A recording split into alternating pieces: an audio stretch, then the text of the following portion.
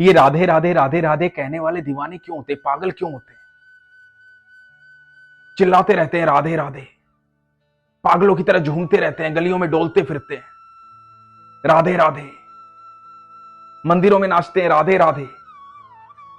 इतना दीवानापन होता है, इतना पागलपन होता है कि चेहरे पर एक अलग ही आभा होती है, एक अलग तेज होता है, और लोग सोचते हैं कि पागल हो गया है, दीवाना हो गया है। हो भी क्यों ना जाए। जो सर्वेश्वर है, दुनिया का मालिक है, जो इतना प्यार करता है सबसे कि प्रेम में अपने मित्र सुदामा के चरण धोने आ जाता है। सारी दुनिया जिसके चरण धोती है वो चरण धोने आ जाता है। वो इतना प्यार करता है कि अपनी ठकुराई छोड़ करके अपने मित्र का रथ हाँकने आ जाता है। वो है कृष्ण। वो आपको हर रिश्ता निभाने का हक देता है। कोई भी उसे पुत्र मान लेता है, कोई दोस्त मान लेता है, कोई पिता मान लेता है। सारे रिश्ते उसमें संपूर्ण होते हैं। वो है कृष्ण। इस पूरे ब्रह्मांड में, तीनों लोकों में, अनंत ब्रह्मांड में एक ही है जो आपसे निस्वार्थ प्रेम करता है, वो है कृष्ण। तो वो दोस्त क्यों ना हो, वो भाई क्यों ना हो, वो पुत्र क्यों ना हो, वो सब कुछ क्यों ना हो। ऐसा ही एक अद्भुत प्रसंग आज आपको सुनाता हूं। हरे कृष्ण दोस्तों, मैं हूं अनुज शर्मा। प्रयागराज की रहने वाली आस्था सिंह बताती है कि मैं कृष्ण को कभी भगवान नहीं मानती थी, भगवान जैसा महसूस नहीं करती थी, अच्छे लगते थे। पर मेरा ईश्वर में विश्वास है, भोलेनाथ की भक्त, नाम ही आस्था है तो आस्था तो होगी ही, भगवान से प्रेम करने वाली। लेकिन कृष्ण के अंदर कभी महसूस नहीं होता था कि ये भगवान है। एक दिन हुआ यूं कि पड़ोस की एक आंटी अपने लड्डू गोपाल इनके घर दे गई। उनके यहां कोई एक्सपायर हो गया था। छोटे से प्यारे से नन्हे से लड्डू गोपाल इनके घर आए। आस्था को बहुत सुंदर लगे, प्यारे लगे। बड़ी खुश हो गई आस्था कि हमारे घर लड्डू आए। अब लड्डू का आना ऐसा हुआ कि कब एक साल बीत गया पता ही नहीं चला। जब भी पड़ोस की आंटी लड्डू गोपाल को वापस ले जाती, कुछ ना कुछ हो जाता और वापस इनके घर दे जाती। साल भर में लड्डू गोपाल आस्था के मित्र बन गए, दोस्त बन गए। एक ऐसा दोस्ती का रिश्ता। अब जो कुछ बात करनी है अपने लड्डू गोपाल से बात करनी है, जो कुछ बताना है उन्हें बताना है। अब वो रिश्ता कायम हुआ जो गहरी मित्रता का था, दोस्ती का था, प्रेम का था, भाव का था। हर बात लड्डू गोपाल के साथ होती थी। लगभग एक साल बीत गया। पूरे परिवार वालों को भी अच्छा लगने लगा था लड्डू गोपाल की सेवा करना, आराधना करना, उनसे बातें करना। एक साल बाद पड़ोस की आंटी के घर रुद्राभिषेक था। पड़ोस की आंटी आई, अपने लड्डू गोपाल को लेकर चली गई। लेकर जाए भी क्यों ना, उन्हीं के लड्डू गोपाल थे। लड्डू गोपाल तो चले गए, लेकिन यहां घर में अधूरापन हो गया। सबका मन मायूस हो गया। अब मन नहीं लगता था। आस्था का तो बिल्कुल भी नहीं लगता था। दोस्त चला गया, अब किससे बातें करें, किससे मन की बात कहें। सब मायूस रहने लगे। घर में बात हुई कि लड्डू गोपाल लेकर आते हैं, अपने लड्डू गोपाल लेकर आते हैं। अब आस्था का विश्वास और हक इतना बड़ा था कि उसने कहा कि लाएंगे, लेकिन यहां वहां से नहीं लाएंगे, वहीं से लाएंगे जहां रहता है मेरा ठाकुर, वृंदावन से लाएंगे। 6 अगस्त को आस्था का बर्थडे आने वाला था, तो सोचा कि मैं अपने जन्मदिन के दिन लड्डू गोपाल को अपने घर लाऊंगी, लेकिन लाऊंगी तो वृंदावन से लाऊंगी। और ये बात ठाकुर को कह दी कि सुनो, आपको आना है मेरे जन्मदिन पर, लेकिन आना है वृंदावन से ही, जहां तुम रहते हो। लेकिन आस्था और उसके परिवार वालों ने खबरों में देखा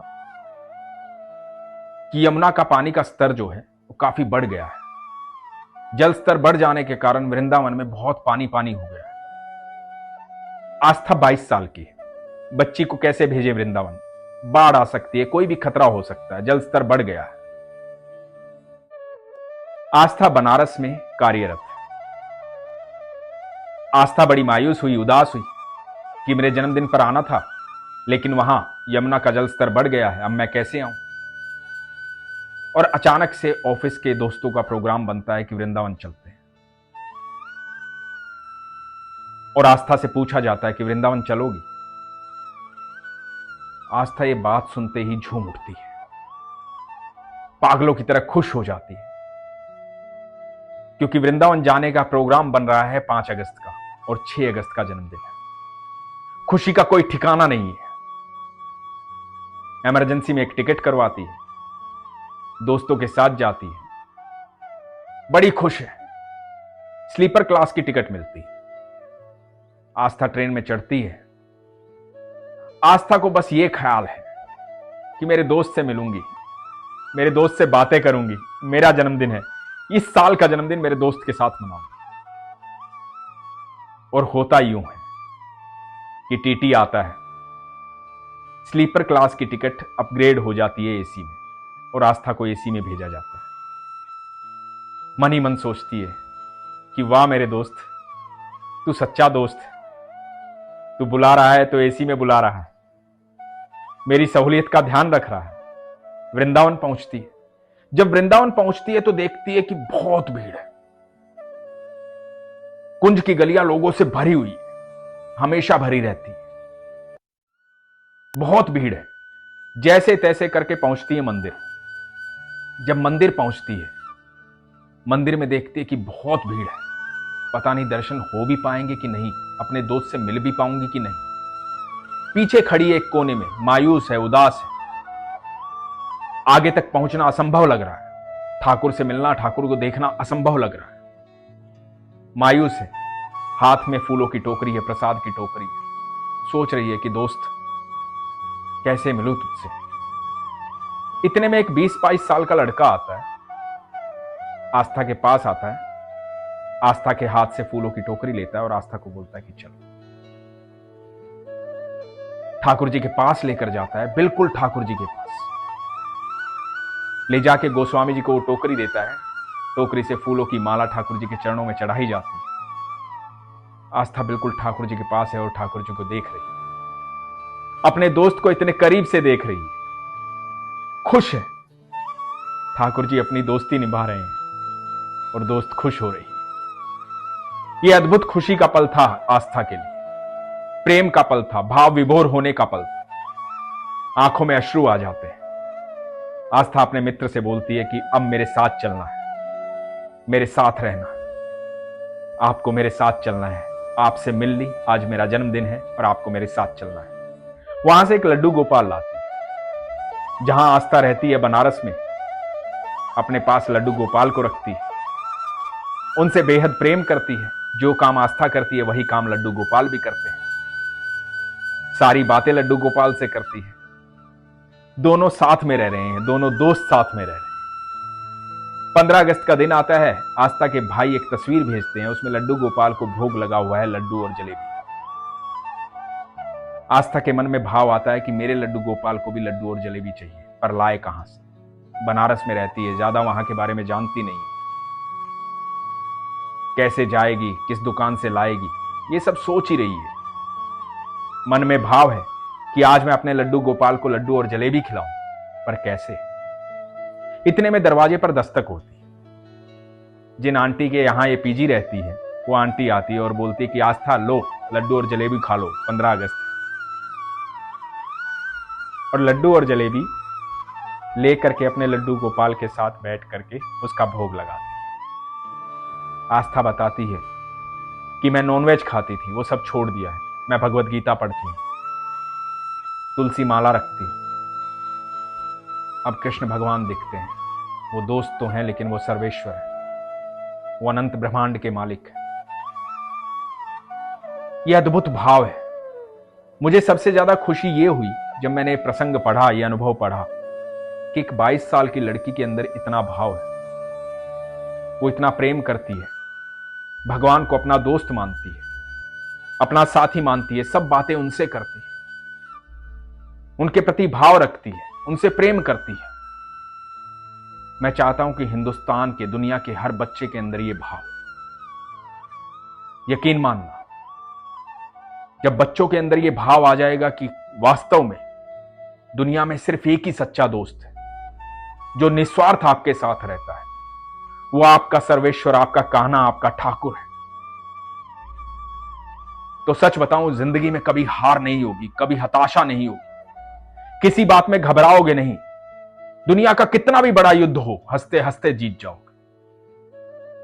मुझे आस्था का यह प्रेम, विश्वास, ये भाव बहुत अच्छा लगा, इसलिए मैंने चाहा कि मैं आपसे साझा करूं और आप इस बात को समझें कि अपने बच्चों को बताएं कि मेरा जो ठाकुर है वो हमेशा साथ रहता है, वो आपकी सारी बातें सुनता है, आप जो भी मन में सोचते हैं वो सारी बातें सुनता है।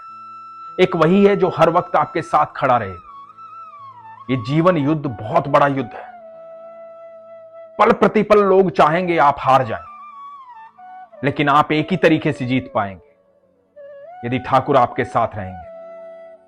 आप यकीन मानना, जब आप घर से निकलते हैं तो इस दुनिया में बहुत सारे दुर्योधन हैं जो आपके खिलाफ खड़े हैं। बहुत सारे दुर्योधन हैं। वो दुर्योधन इंसान रूप में नहीं है। बहुत सारी समस्याएं आप जीवन भर में झेलते हैं, हताश हो जाते हैं। एक छोटा सा बच्चा एग्जाम देता है, उसमें कम नंबर आ जाते हैं तो दुखी हो जाता है, परेशान हो जाता है, रोने लग जाता है। ऐसे एग्जाम हम दिन प्रतिदिन रोज देते हैं।